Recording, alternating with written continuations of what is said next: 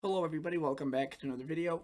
I'm hoping you guys are all having a fantastic day. So in today's video, as you can tell, I haven't done one of these videos in a while, but it's kind of, we're approaching that time of the year where, well, I begin speculating, that's the best word to use, about the upcoming winter and upcoming winter months, and seeing if, any trends that are predicted can be kind of traced back into history, and I guess see if we could foreshadow something about this upcoming winter. Really, based on my past of these videos, I always do these, and there's always certain elements that are correct, but for the most part, it's more of a kind of just, again, as I mentioned earlier, a speculative kind of thing, and it's just really more about exciting and excitement.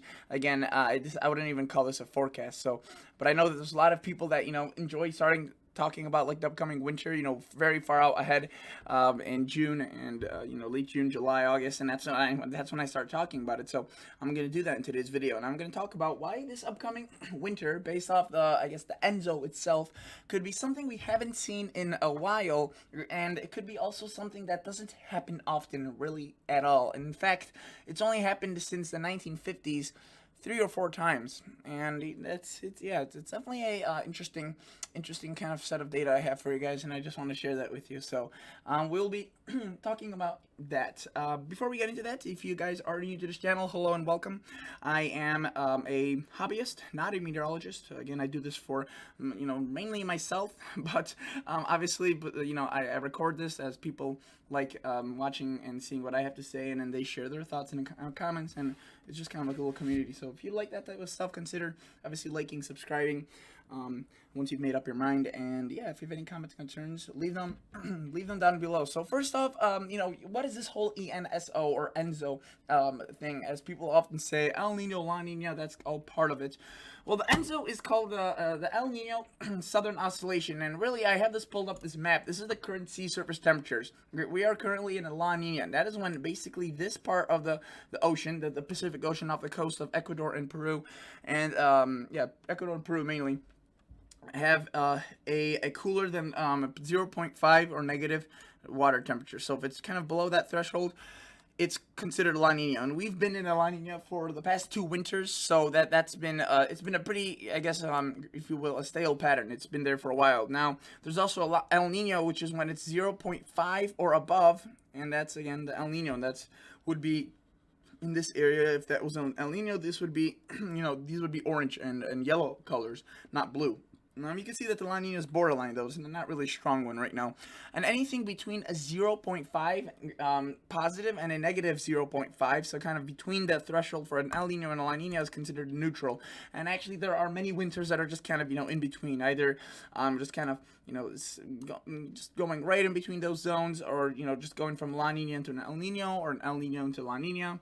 And this year, we have something that's pretty unique. So we've, again, as I mentioned, we've been in a a La Nina the past 2 winters. We did go above a La Nina threshold. So we went into neutral for 2 months last year into the summertime. So again, not really the winter. And before, again, going back into a into a La Nina. So a third year of La Nina is a possibility. You can see that their official probabilistic does favor a La Nina for the most part. However, I always look at the models, and this is one set of models that we look at. Notice this is where we are today, and you can see that within 2 months they already have an extreme spread. Some are already showing a neutral by the time it's August. Some are showing a strong La Nina continuing, and maybe even potentially intensifying as we get towards the summer and fall.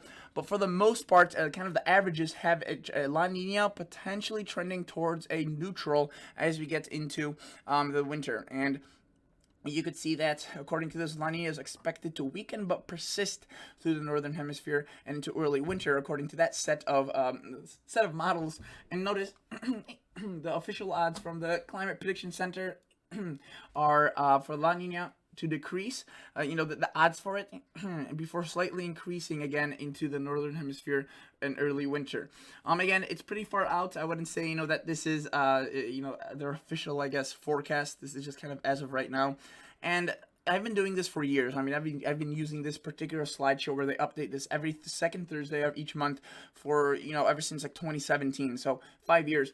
And based on what I remember and going back to the videos, you could see that yourself, that this set of models right here, the climate forecast system right here, version 2, is the more accurate set of models. And usually this dotted average is pretty darn accurate to what usually occurs. Now, obviously, it's not perfect, but notice what this shows. It shows a La Nina, potentially even intensifying into fall before relatively rapidly, devolving into a neutral, potentially La Nina losing its grip by the time, even potentially December, January comes around. So what I'm assuming in this video for my set of data, which again, this may be very wrong, but for now, I'm going to assume that we are going to be heading into fall and winter with the La Nina, and then exiting into with the La Nina probably around midwinter and into late winter, into a potential neutral. So what does this all mean? What is a La Nina pattern, El Nino pattern? And for that, I want to take a look at I just want to show you the typical La Nina and neutral patterns. So as I said, I wanted to show you the La Nina and the neutral pattern. So a La Nina, again, is a phase when it's cooler, when the water is cooler, what we've had for the past 2 years. And this, historically, based on an average of all the La Ninas that have occurred, this is what a La Nina usually typically brings. Wetter conditions towards the north and west, and also cooler conditions towards the north and west. The past 2 years haven't been exactly I guess precise with their temperature, coldest across these areas. But for the Northwest, it has been a wetter 2 years. I wouldn't say that it's completely wet, as there are areas that have pretty bad drought there. So it was kind of some areas got a lot, others didn't. So it really wasn't that true to it. And why I'm bringing this up, because I just want to show you that even though this shows La Nina, this may look like if it's pretty much every time La Nina happens, this is what's destined to happen. No, this is most likely kind of what always occurs, or at least elements of this always occur, but not the whole thing. That's pretty rare. Dry across the south, southeast. I wouldn't really say that to happen across the southeast. Across the south here, Texas, they are in a drought now, so you can assume that was more accurate. Same with southwest. Wetter and warmer, potentially towards the Great Lakes here into the northeast. That also, I would say it's pretty accurate for the past 2 years and how they affected us. But again, nothing really stands out as being, whoa, this was pinpoint accurate. And for a La Nina, as hard and as weird as they are, it's still, you could pinpoint a certain pattern to a La Nina year. And an El Nino is vice versa. An El Nino is something different, where it's basically warmer across the same areas. You can see it. Here's a side-by-side comparison. Drier here, wetter with a La Nina, wetter, drier. So it's pretty much just flipped upside down, the pattern, right? I mean, everything is pretty much opposite. There are a few things that are different. You can see that the Northwest is wetter with a La Nina here. They're not really wetter or drier. And these are like the two kind of patterns that go into a winter forecast that meteorologists often use when they, one of the many pieces they use for a winter forecast, because it's pretty inaccurate. I mean, you could take a blank guess and be like, oh, we have an El Nino this year. This is what it's going to be like. Certain, again, elements of this may be true, like potentially wetter south, maybe drier, Midwest, / Mid-Atlantic / southeastern central south. But there's been years where the Northwest has been cold during the El Nino, and the same with southern Canada, so it's not always accurate. Now, a neutral is kind of not really a pattern. It's an in-between of those two things. But if they did take a look at what the years usually bring, and you can see that what it does do, neutrals usually favor a colder pattern across the Northeast, the Great Lakes, wetter and warmer across the South, and potentially the Southeast, especially with the wetness there. But again, neutrals are crazy. I mean, if you recall the winter of 2013, 2014, I don't know if I recall it. I mean, it was probably the most legendary winter here in the Midwest that we've seen since, for sure. In my lifetime, it's definitely probably the most legendary winter. It was, brutal, cold, snowy, everything that you'd want if you're a winter lover. But then also, the most recent neutral, I believe, was just a few years ago, 2019 to 2020. Let's see right here. Yeah, and there was a few anomalies, but it was nothing really similar. So they fluctuate quite a bit, and that's what brings me to the forecast and what I want to talk about with this upcoming winter. So we have most likely a La Nina heading into the winter. So again, something I guess favoring more like this, developing into a neutral. So that just brings us into more uncertainty, right? The La Nina won't be extending the whole of winter, so we can't really use a La Nina pattern to describe this upcoming winter, which again, by itself, even if we were able to do that, it's not really that accurate. And you can't really even use a neutral Enzo pattern, because the La Nina, may kind of, impact the neutral, I guess, normal occurrence, which we have right here, and average neutral, by taking up the first half of the winter with the La Nina.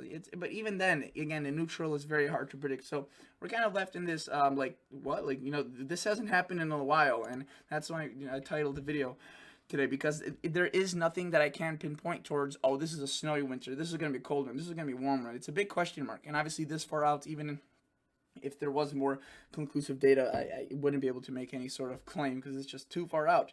So basically what I did is I looked at the past ENSOs. So again, this is basically, if you recall, like that above and below average seawaters, right? So again, the past years we've had 0.5 or below. So that's why it's blue. Anywhere it's that La Nina or El Nino, it's red, and anywhere in the gray, it's neutral. And you can see it's quite often actually neutral. There's a lot of gray colorings or just normal prints here, and just a little bit of colorings of like red and blue. But what I did is basically I looked at past years that had kind of a La Nina that eventually ended in a neutral, and kind of, I guess, divided halfway through. So you could see La Nina and a neutral. And I tried seeing what I could find out about these years that is, I guess, maybe they have something in common, right? And at first I was like, okay, so we had one 2016, 2017. So, that's not too long ago. I mean, it's been a while. It's been, what, almost 5-6 years now? More, I think. Yeah, 6 years. But, so that's 1 year we could use. But that's just 1 year.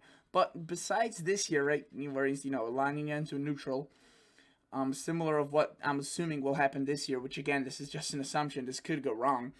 We have to go back all the way to 1985. I mean, every other year where the neutral, I mean, there is no other year where La Nina morphs into a neutral. You can see this one's kind of close, but it's March, and by then winter's already kind of over.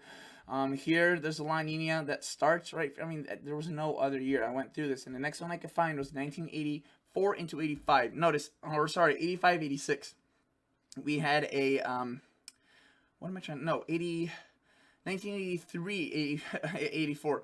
Sorry, I was a bit lost there. So notice, we had a La Nina, right, through the early part of the winter, right there, 1984, and January, February, March, April, neutral started. So I used that year as well. That could be one that we could look at. I could have also used 85, 86, except notice that the La Nina ended in August. This year will probably drag on much further along. So I kind of wanted to make it as most, I guess, comparable. And then we had to go back the next time it occurred, which I was surprised how rarely these things actually did end up occurring. We had to go back all the way into 1971 to 72. Notice, La Nina stopped, and then we had a neutral. So again, 1971, or 1971, 72, 1984, and into 85, or, sorry, 83, 84.